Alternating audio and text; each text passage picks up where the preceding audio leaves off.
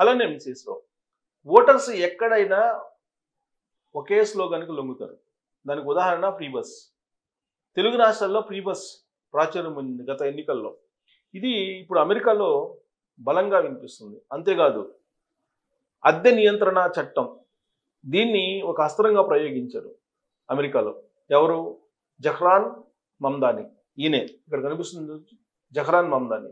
ఇతను న్యూయార్క్ మేయర్గా గెలిచారు. డెమోక్రటిక్ సోషలిస్ట్ ఇతను. అంటే రిపబ్లికన్స్కి వ్యతిరేకంగా పోటీ చేసి ఆయన గెలిచాడు. ఆయన గెలవడానికి కారణాలు ఏంటి అనే దాని మీద ఇప్పుడు అంతర్జాతీయంగా విశ్లేషణలు వినిపిస్తున్నాయి. నెంబర్ 1 రీజన్ ఏంటి అని అంటే అంటున్నారు. నెంబర్ 2 ఏంటంటే అద్దె నియంత్రణ అనేదాన్ని ఇతను బాగా చేశారు. నెంబర్ 3 పేదలకు ఇల్లు ఇస్తాను అని చెప్పారు. ఈ 3 ప్రధానమైనటువంటి అస్త్రాలు ఆయన గెలుపుకి బాగా ఉపయోగపడ్డాయి. ఈ మూడిట్లో 2 మనం విన్నాం. ఏది?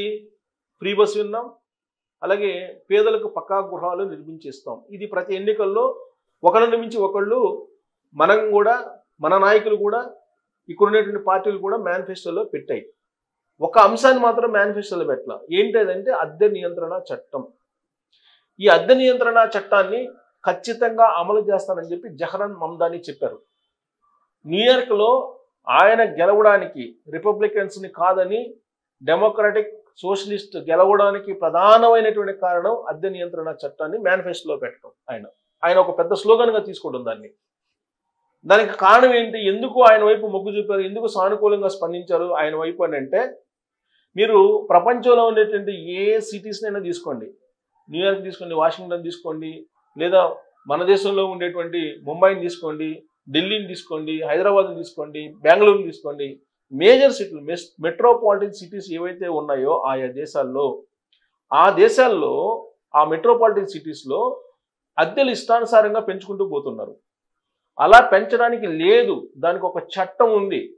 కానీ ఆ చట్టాన్ని ఇంప్లిమెంట్ చేసేటువంటి ప్రభుత్వాలు లేవు. ఈవెన్ అమెరికాతో సహా అమెరికా ప్రభుత్వం కూడా ఇంప్లిమెంట్ చేయలేకపోతుంది. కరెక్ట్గా ఆ పాయింట్ దగ్గర జహ్రాన్ మమ్దాని పట్టుకున్నారు.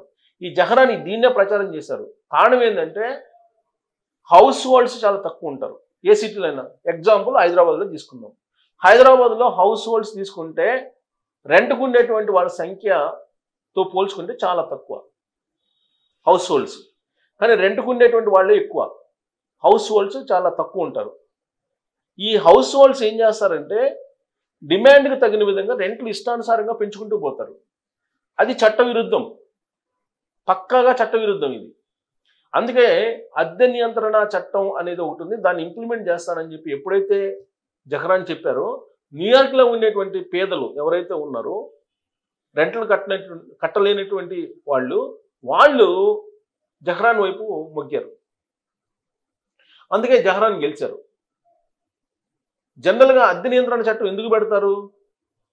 మధ్యతరగతి వర్గాలకు అందుబాటులో ఉండేలాగా. ఇప్పుడు ఎవరైతే ప్రాపర్టీస్ ఉంటాయో వాళ్ళు ఆల్రెడీ సంపన్నులు, వాళ్ళు మరింత సంపన్నులుగా కావడానికి అద్దెలను ఇష్టానుసారంగా పెంచుకునేదానికి అవకాశం లేదు. ఇది దేశవ్యాప్తంగా ఉన్నటువంటి చట్టం, ప్రపంచవ్యాప్తంగా ఉన్నటువంటి చట్టం. కానీ దీన్ని ఇంప్లిమెంట్ చేయడంలో ప్రభుత్వాలు ఉదాసీనంగా వ్యవహరిస్తూ ఉన్నాయి. కరెక్ట్గా ఆ పాయింట్ దగ్గర ఆయన ట్విస్ట్ చేశారు జహ్రాన్. ఇప్పుడు ట్రంప్ ఏం చెప్తున్నాడు? జహ్రాన్ గెలవడానికి నా బొమ్మ లేకపోవడమే ఆయన గెలిచాడు, నా బొమ్మ పెట్టుకుని కనుక రిపబ్లికన్ అభ్యర్థులు కనుక వెళ్ళినట్టయితే గెలిచిండేవాళ్ళు, ఇన్నే చెప్తున్నారు. అది కాదు. ఆయన న్యూయార్క్లో ఉండేటువంటి పేదలతోటి మమేకమయ్యారు. న్యూయార్క్లో ఉండేటువంటి పేదల యొక్క బాధలు తెలుసుకున్నారు. అక్కడ ఉండేటువంటి పేదలకు ఇల్లు కట్టించేటువంటి ఒక ఉద్యమాన్ని తీసుకున్నాడు ఆయన. ఎవరైతే ఇల్లు లేనటువంటి పేదలు ఉంటారో వాళ్ళకి ఇల్లు కట్టించి ఇస్తానని చెప్పి ఆయన ప్రామిస్ చేశారు. ఒక పేదవాడు ఇల్లు కట్టుకోవడం అనేది ఒక పెద్ద యజ్ఞం భారతదేశంలో, అలాగే అమెరికాలో కూడా. న్యూయార్క్ లాంటి సిటీలో ఇల్లు కట్టుకోవాలంటే అంత ఈజీ కాదు. అమెరికాలో అందరూ సంపన్నులు లేరు, అక్కడ పేదలు ఉన్నారు, అక్కడ అడుక్కునే వాళ్ళు ఉన్నారు, అక్కడ అన్నం తినలేనటువంటి వాళ్ళు, ఆహారం లేనటువంటి వాళ్ళు ఉన్నారు అక్కడ. అందుకే అక్కడ ఫుడ్ బ్యాంక్స్ అని ఉంటాయి అమెరికాలో. సో ఇక్కడ మనకి భారతదేశంలో ఎన్ని దరిద్రాలు ఉన్నాయో అమెరికాలో కూడా అన్ని దరిద్రాలు ఉన్నాయి. కాకపోతే ఇక్కడ ఒక రూపంలో ఉంటాయి, అక్కడ మరొక రూపంలో ఉంటాయి.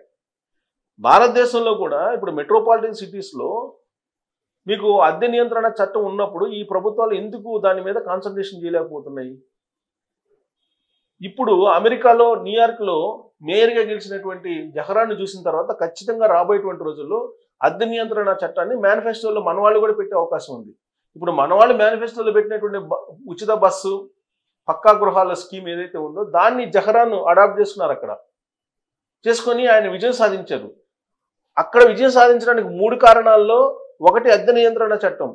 ఈసారి మన రాష్ట్రంలో కూడా అద్దె నియంత్రణ చట్టం అనేది ఒక మేనిఫెస్టోలో ఖచ్చితంగా పెట్టబోతున్నారు. దీన్ని ఇంప్లిమెంట్ చేస్తాం మేమని చెప్పి. లేదంటే మీకు పేదలు మధ్యతరగతి వర్గాలు నలిగిపోతూ ఉన్నారు ఈ అద్దెలకి. ఇంటి ఓనర్లు అత్యాశకి చాలామంది మధ్యతరగతి వర్గాలు అలాగే పేదలు బలైపోతున్నారు. బ్లాక్ మనీ దేశీయంగా ఎక్కువ అవుతుంది. కేవలం అద్దెల కాలంగానే బ్లాక్ మనీ ఎక్కువ అవుతుంది. మీరు తీసుకుంటే అద్దెలకి ఇచ్చేటువంటి వాళ్ళు హైదరాబాద్లోనే తీసుకుందాం, ఎక్కడో తెలియని ప్రాంతానికి ఎందుకు హైదరాబాద్లోనే తీసుకుంటే వాళ్ళు ఆన్లైన్ పేమెంట్స్ చాలామంది అంగీకరించరు. అందరికీ డబ్బులు కావాలి, కరెన్సీ కావాలి. ఆ కరెన్సీ ఇస్తే దీన్ని తీసుకెళ్ళి బంగారం షాప్లో పెట్టి బంగారం కొనుగోలు చేసి దాచుకుంటారు. ఇది ఈ తతంగం జరుగుతుంది. లేదంటే రియల్ ఎస్టేట్లో పెట్టుబడి పెడతారు. వైట్ అంతా బ్లాక్ అంతా ఇదే గొడవ భారతదేశంలో. ఉన్నాడు గొడవ ఇది, లేనాడు గొడవ ఏంటి? ఉండటానికి ఇంటి ఉండదు, తినడానికి తిండి ఉండదు. ఒకవైపు ఏమో ఈ వర్గం, ఇంకొక వైపు ఏమో ఆ వర్గం.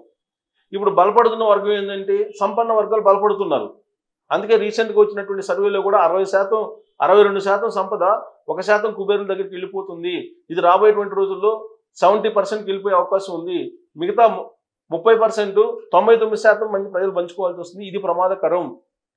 ఇది భారతదేశానికి ఎమర్జెన్సీ తెచ్చేటువంటి రోజులు వస్తున్నాయని చెప్పి ఆర్థికవేత్తలు హెచ్చరిస్తూ ఉన్నారు. తాజాగా ఆల్రెడీ G7 నివేదిక చెప్తుందట. G20 నివేదిక 2 రోజుల క్రితం వెల్లడైంది. దాంట్లో క్లియర్గా చెప్పారు భారతదేశంలో ఎమర్జెన్సీ వచ్చే దానికి అవకాశం ఉంది, ఆర్థిక అసమానతలు పెరిగిపోతున్నాయని చెప్పి G20 నివేదిక అఫీషియల్గా చెప్పింది. దీనికి కారణం ఏంటి? మెట్రోపాలిటన్ సిటీస్లో కొన్ని కోట్ల మంది ఉంటారు, మిగతా గ్రామీణ ప్రాంతాల్లో కూడా ఉంటారు. బట్ మెట్రోపాలిటన్ సిటీస్లో ఎక్కువ మంది పబ్లిక్ ఉంటారు. అక్కడ హౌసెస్ ఉన్నటువంటి వాళ్ళు చాలా తక్కువ ఉంటారు. వాళ్ళు ఈ మధ్యతరగతి వర్గాన్ని, పేదల్ని పీకు తింటున్నారు. బెంగళూరు తీసుకుంటే బెంగళూరులో దాదాపు 6 నెలలు అడ్వాన్స్ ముందే వసూలు చేస్తున్నారు. హైదరాబాద్లో రెంట్లు ఇష్టానుసారం పెంచేశారు. మీరు లాస్ట్ ఇయర్కి ఈ ఇయర్కి, లాస్ట్ బిఫోర్ ఇయర్కి ఈ ఇయర్కి తీసుకుంటే దాదాపు అద్దెలు 30 నుంచి 40% పెంచేశారు. మరి ఎందుకు పెంచుతారు? ఇది చట్టవిరుద్ధం కదా. మరి చట్టవిరుద్ధం అయినప్పుడు అద్దెలు పెంచేటువంటి వాళ్ళు నేరస్తులే కదా, వాళ్ళ మీద కేసులు పెట్టాలి కదా. ఎందుకు పెట్టడం లేదు అని అంటే ఎవరు అద్దె నియంత్రణ చట్టం ఉంది, దాన్ని ఇంప్లిమెంట్ చేయాలని చెప్పి డిమాండ్స్ రావట్లా. ఇప్పుడు వస్తాయి. ఎందుకు వస్తాయి అంటే అమెరికాలో న్యూయార్క్లో అద్దె నియంత్రణ చట్టాన్ని మేనిఫెస్టోలో తీసుకొని ఆయన పర్సనల్గా దీన్ని ఫోకస్ చేసి అద్దె నియంత్రణ చట్టాన్ని తీసుకెళ్ళి అక్కడున్నటువంటి ఓటర్స్ని ప్రసన్నం చేసుకుని గెలిచాడు. కాబట్టి రాబోయేటువంటి గ్రేటర్ హైదరాబాద్ ఎలక్షన్లో కానీ లేదా వైజాగ్లో రాబోయేటువంటి కార్పొరేషన్ ఎలక్షన్లో కానీ ఖచ్చితంగా అద్దె నియంత్రణ చట్టం మీద పార్టీలు కూడా, ఇక్కడ ఉండేటువంటి పార్టీలు కూడా ఫోకస్ చేస్తాయి. ఫోకస్ చేయకపోతే వాళ్ళు రాజకీయంగా మనుగడ సాధించలేని పరిస్థితి ఏర్పడుతుందని చెప్పి న్యూయార్క్లో వచ్చినటువంటి ఫలితం మనకు కనిపిస్తుంది. కాబట్టి రాబోయేటువంటి రోజుల్లో అద్దె నియంత్రణ చట్టాన్ని కనుక పకడ్బందీగా అమలు చేస్తే అనేక మంది ఇంటి ఓనర్లు జైలు పాలు కావడం ఖాయము. ఇప్పటికైనా అద్దె నియంత్రణ చట్టం ఉంది, దానికి ఒక అథారిటీ ఉంది, కానీ కంప్లైంట్ చేసేటువంటి వాళ్ళు తక్కువ మంది ఉన్నారు. ఓనర్లు ఇష్టానుసారం అయిపోయింది, పీక్కు తింటున్నట్టు పరిస్థితి మధ్యతరగతిని, పేదలని. సో ఇలాంటి పరిస్థితి నుంచి ఈ రాజకీయ పార్టీలే బయట వేయాలి వీళ్ళని. అలా చేయకపోతే కనుక ఓటు బ్యాంక్ రాదు. మీరు ఎప్పుడైతే అద్దె నియంత్రణ చట్టాన్ని మేనిఫెస్టోలో పెట్టి దీన్ని పకడ్బందీగా అమలు చేస్తామని చెప్తారో ఆ రోజున పట్టణాల్లో ఉండేటువంటి ఓటర్లు ఆ పార్టీలకు పట్టం కట్టే అవకాశం ఉంది అని చెప్పి న్యూయార్క్ ఫలితం తెలియజేస్తుంది. మరి దీని ప్రభావం రాబోయేటువంటి రోజుల్లో తెలుగు రాష్ట్రాల్లో ఉన్నటువంటి పార్టీల్లో మేనిఫెస్టోలో రాబోతుందా ఇది? అప్పుడు ఓనర్లు జైలుకి వెళ్తే ఖాయమా అనే దాని మీద మీరు కామెంట్ చేయొచ్చు. Thank you.